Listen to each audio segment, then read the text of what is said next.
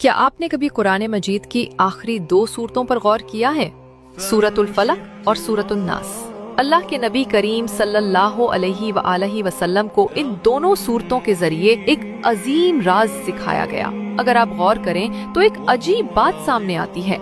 सूरतुल फलक में 4 चीजों से पनाह मांगी गई और वो चारों कितनी खतरनाक, खौफनाक और तबाह कुन हैं। अल्लाह फरमाते हैं, कुल आऊदु बिरब्बिल फलक, कह दो मैं पनाह मांगता हूँ सुबह के रब की। और फिर 4 शर बयान किए, तमाम मखलूक के शर से, अंधेरे के छा जाने के शर से, जादू करने वालियों के शर से और हसद करने वालों के शर से। मगर गौर करो, इतनी बड़ी बड़ी चीजों से पनाह मांगी गई और सिर्फ अल्लाह की एक सिफत का वसीला लिया गया, रब्बिल फलक, सुबह का रब। लेकिन जब सूरतुन नास आती है तो वहाँ पनाह सिर्फ एक चीज से मांगी गई, मगर वो एक चीज इतनी खतरनाक है कि उसके मुकाबले में सूरतुल फलक वाली चारों चीजें भी हल्की पड़ जाती हैं। अल्लाह फरमाते हैं, कह दो मैं पनाह मांगता हूँ इंसानों के रब, इंसानों के बादशाह और इंसानों के माबूदे बरहक की।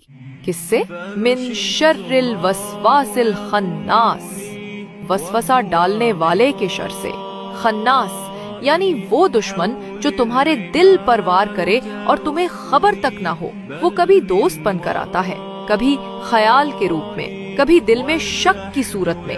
पहले वो वसवसा डालता है, फिर खुद छुप जाता है ताकि तुम समझो ये ख्याल मेरा अपना है। यही वो वसवसा है जो मोहब्बत करने वाले दिलों में बदगुमानी डाल देता है, शौहर और बीवी के दरमियान दीवारें बना देता है, रिश्ते, सुकून, ईमान सबको तोड़ देता है। शैतान का यही सबसे खतरनाक हथियार है। वो तुम्हारे अंदर दाखिल होता है, तुम्हारे दिल पर कब्जा करता है और तुम्हें तुम्हारे ही खिलाफ कर देता है।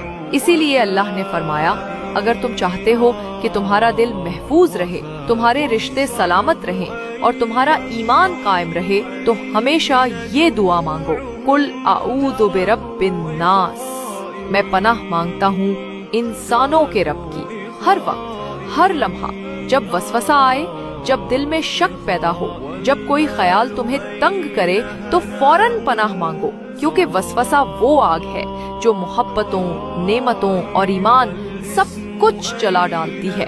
अल्लाह हमें खन्नास के शर से महफूज फरमाए, हमें अपने जिक्र में जिंदा रखे और हमारे दिलों को वसवसों से पाक रखे। अल्लाहुम्मा आमीन।